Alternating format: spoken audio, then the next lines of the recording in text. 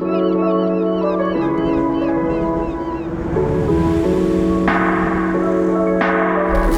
speaks.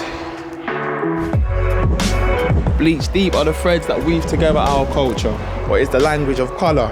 It is always spoken, a language unwritten but often quoted in the excited widening of hazelnut eyes, in the ruby red cheeks of your embarrassed friend, or in the jade green of jealousy that coats the envious.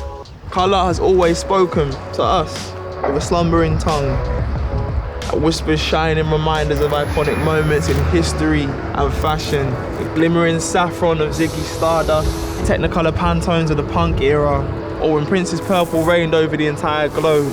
It's the bold greens, reds and golds that Bob Marley represented. It's the pale cerulean kinds of blue emanating from Miles Davis's horn.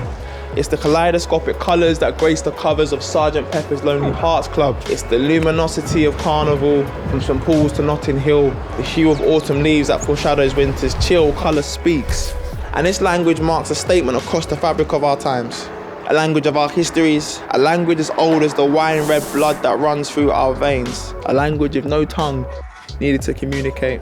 A language spoken so fluently by artists for centuries plus. In architecture and design, the ceiling of the Sistine Chapel, and is a language that will speak on into our future. The language of colour is a universal one. How does it shape our understanding of the world around us?